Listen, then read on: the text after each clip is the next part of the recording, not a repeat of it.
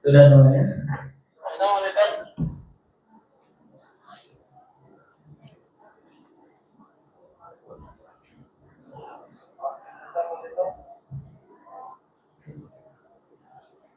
Baik, kita mulai saja. Selamat malam rekan-rekan media.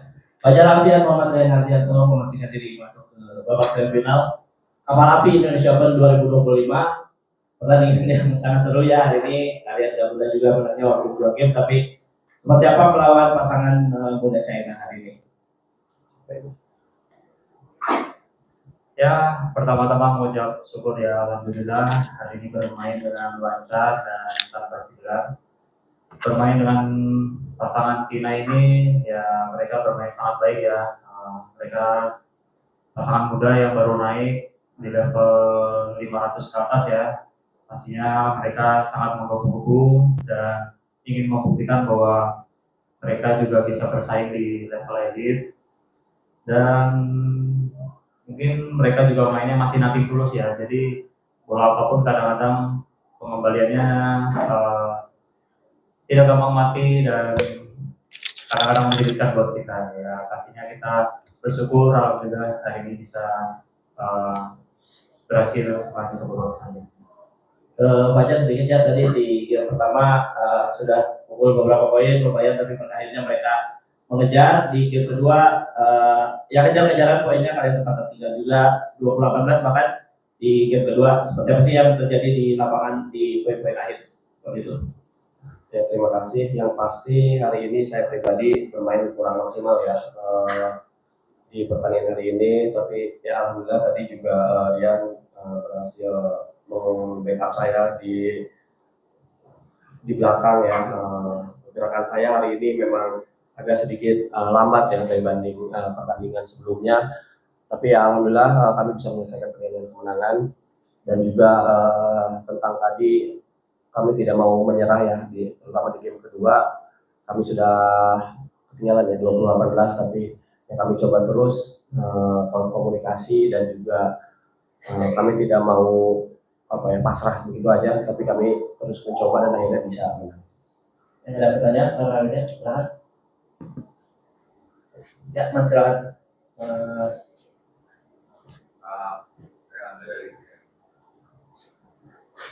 Saya dari CNTV, mungkin selamat berpelajaran sudah berhasil masuk ke semifinal. Pertanyaan ada pribadi soal Fajar dan yang hari pasangan dengan masuk di mana sebenarnya pada negara itu di pamen bulan Juli kan di Jepang, Cina dan Cina. Ya, terima kasih. Yang pasti keputusan pelatih ya, saya dipasangkan dengan Saiful Fikri. Memang Rian tidak bisa mengikuti kejuaraan Jepang Cina, dan Fikri juga sudah beberapa kali absen di turnamen. Dan saya memang harus, meskipun absen, saya harus tetap berangkat ya ke Jepang Cina karena itu adalah kewajiban yang ranking 10 ya, untuk mengikuti kejuaraan di Super 750 dan 1000. Tapi karena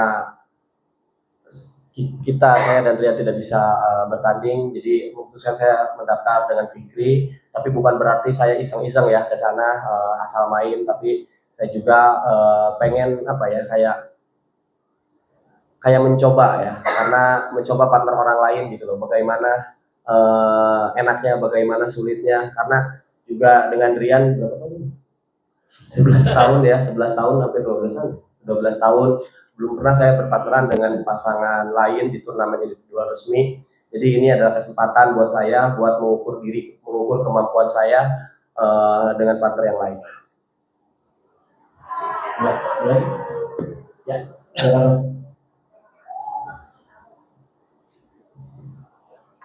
Saya juga dari Suprapti mau bertanya, ya tadi kondisi kurang baik tuh kalau organisasi kenapa, dan tadi pada saat posisi tertinggal 2018 juga tuh feelingnya kayak gimana Pak? Seperti apa tuh? Dan yang kayak gitu. Ya kondisi kurang baik memang dari Singapura ya, itu saya udah agak sedikit flu dan pas pulang ke sini juga memang masih flu, tapi memang sekarang kondisinya jauh lebih baik. Dan di hari pertama setelah bangun tidur match pertama, saya pas bangun tidur tuh agak sedikit ketarik di bagian paha ya. Dan itu ya kurang nyaman juga ya buat sedikit melangkah kanan kirinya. Jadi saya mencoba tadi pakai tapping juga buat ya sekedar meringankan, bahwa bukan sakit sih apa ya, sedikit ganjel aja sih, seperti kurang nyaman aja. Pas di sisi dekat, pas di ketinggalan 18-20 Ya ketinggalan 18-20, kami tidak mau menyerah gitu, hari komunikasi masih bisa gitu. Masih bisa.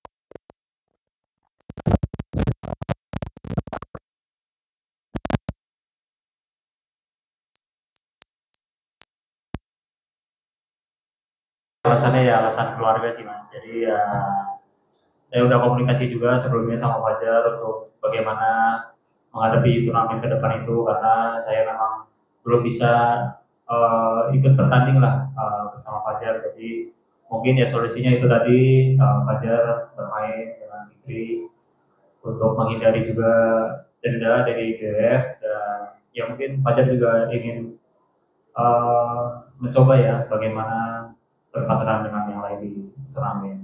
Terus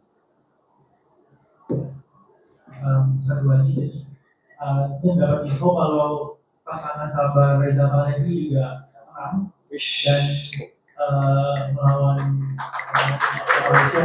Nah, bagaimana tanggapannya, dan juga kalau nanti akan berhadapan langsung dengan pasangan itu bagaimana? Ada satu khusus Belum besok ya? Belum besok. Jadi nggak bisa dijawab ya karena belum ketemu ya. tanggapannya Mas? Oh, hasil tanggapannya ya luar biasa ya. Tidak satu-satunya menjadi wakil Indonesia, ada teman khususnya di ganda putra, ada 2 wakil di semifinal. Semoga kami dan Sabar Reja bisa mengerjakan pekerjaan kami dengan baik di besok. Bentar Pak, ini ya silakan Mas. tanggapan kalian sendiri ketika Fajar memilih Enggak, saya memilih, pelatih yang memilih, dan nggak ada lagi kan? Siapa? Hah? Oh iya. Ya tanggapannya ya tidak ada masalah ya, pasti saya juga dukung, karena juga memang kan saya yang berhalangan gitu loh, bukannya saya tidak mau main dengan tanpa alasan, tapi kan memang karena ada alasan keluarga, jadi saya memutuskan untuk tidak bermain dulu. Jadi ya saya dukung sepenuhnya Fajar memilih Malaysia. Dan kita berharap sebelum break hasilnya bagus dulu ya Fajar ya. Oke, ada lagi ya Mbak Niken, silakan. Sorry Om Arifin. Izin Mas Dedi, Fajar, dan juga Rian, saya Niken dari Kompas TV izin bertanya. Tapi disclaimer kalau misalnya saya salah. sebelumnya kan Fajar sudah pernah berpasangan dengan Kiki di Kejurnas, kalau nggak salah di 2018 itu pada saat mewakili SGS ya, kalau tidak salah. Nah, kira-kira apakah ada tambahan latihan khusus dari pelatih atau kalian berdua memang sudah klop chemistry-nya, karena kan pasti berbeda 11 tahun dengan yang mungkin beberapa tahun ke belakang. Kira-kira seperti apa tanggapannya? Ya, tanggapan partner Fikri itu memang dulu pernah berpasangan karena sama-sama dari SGS Bandung ya, di Kejurnas. Tapi yang tadi saya bilang, saya pernah berpasangan itu hanya di turnamen yang namanya tim event gitu kan, tim event. Jadi memang fokusnya itu berbeda dengan individual. Kalau partner Fikri apa ya? Saya sih selalu kompak ya, di luar maupun di dalam lapangan. Terutama di luar lapangan saya selalu kompak apapun itu, selalu ya join lah sama Fikri dan lain-lain. Dan juga Fikri ya mungkin karena Fikri lebih muda, mungkin dia harus sedikit ekstra ya, harus sedikit ekstra mengapa saya yang biasanya dia hanya apa ya, mengotak-atik di area depan, tapi sekarang dia mungkin harus ekstra. Tapi bukan berarti saya malas ke belakang ya, tapi yang jelas pasti Fikri lebih fresh karena masih muda juga, masih kencang-kencangnya lah Fikri di sini. Dan ya semoga hasilnya juga bisa memuaskan, bisa memberikan kejutan di turnamen nanti. Sisa waktu masih lama kan, setelah Indonesia Open ini ada kurang lebih 1 bulan. Jadi memang saya fokus partner sama Fikri untuk menghadapi 3 turnamen itu. Dan ya tadi saya pengen mengukur kemampuan diri saya sih gitu kan. Bagaimana sih partner yang lain itu, sulitnya seperti apa sih, senangnya seperti apa kan. Kalau Marian kadang-kadang ya udah gitu, pasti gitu kan, udah tahu lah gitu kan. Tapi kalau sama yang lain kan belum seperti mengenal satu sama lain di dalam lapangan ya. Tapi kalau di luar lapangan yang tadi saya bilang sama Fikri udah tahu banget. Terima kasih. Ya, Bapak lagi saudara. Ini kan setelah All in One ini hasil yang paling bagus dari Super 1000, apakah itu memang menjadi motivasi tambahan, apalagi setelah ganda putra Indonesia sih, cuma ganda putra sudah cukup lama yang udah juara di Indonesia Open, terakhir Kevin Marcus Kevin Marcus.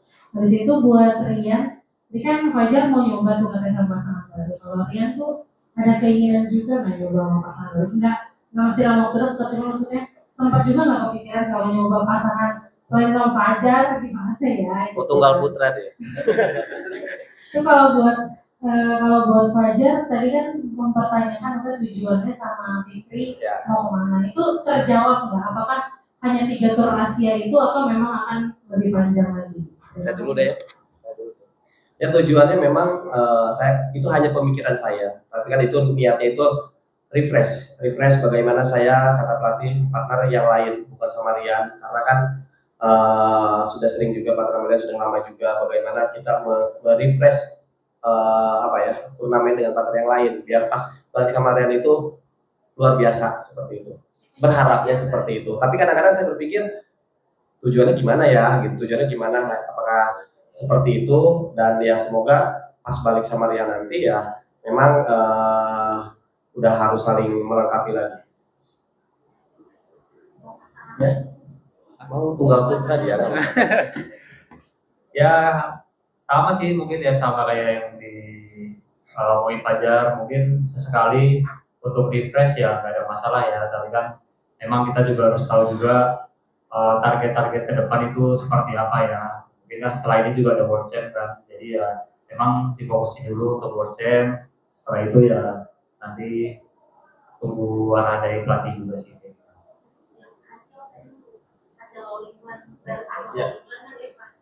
Ya pastinya kita juga tidak mau kalah ya, maksudnya tidak mau terus berada di bawah. Kita juga selalu berusaha sama Fajar, sama tim Ganda Putra, sama PBSI juga selalu berkomunikasi gimana caranya untuk bisa mengembalikan performa terbaik.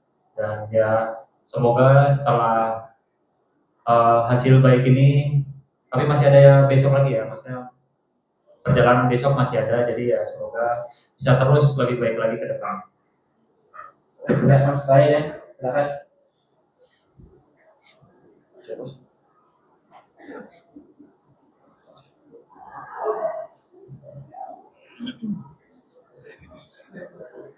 Kalau Mas Rai Tommy dari bola.com, Mas, pertandingan hari ini sudah diprediksi kemarin waktu wawancara Cina bakal bermain perlahan dan punya kecepatan. Nah, hari ini kan bicara mental dan pengalaman yang berbicara. Ada nggak masukan untuk para ganda putra yang lain? Terima kasih. Ganda putra Indonesia aja ya khususnya. Ya semoga harapan saya ganda putra Indonesia tidak hanya bermain di level bawah, tapi segera orbitkan kepada level atas. Bukan, dan berharap juga kepada seluruh penggemar, yang namanya proses memang itu ada, dan jika memang ganda putra Indonesia yang junior ini bermain ke level atas, jangan diberikan target memang yang harus langsung juara seperti itu, karena tidak ada yang namanya langsung juara seperti itu. Jadi memang takutnya mentalnya itu belum siap dan akhirnya ngedown gitu loh. Nah akhirnya sekarang regenerasi sekarang itu jadi menurut saya lambat gitu kan. Jadi berikanlah ke mereka kesempatan buat mengasah kemampuan diri mereka. Ya kayak ganda putra Cina tadi, mereka itu pasti tidak ada yang dinamakan kayak target harus juara. Tapi mereka bagaimana tahun ini mereka mengikuti turnamen level elit, bagaimana mengukur kemampuan diri mereka. Hasilnya itu di dalam pertandingan itu bagaimana sih melawan pasangan elit, dan akhirnya mereka juga bisa tembus babak 8 besar ini luar biasa, mengalahkan seniornya juga gitu. Nah, nanti misalkan kalau ada generasi Indonesia yang levelnya dinaikin, ya semoga terus dukung. Jangan hanya lihat langsung hasil, pasti akan ada naik turunnya, seperti itu sih. Oke, terima kasih. Cukup ya, kita ketemu lagi Pak Jarian besok.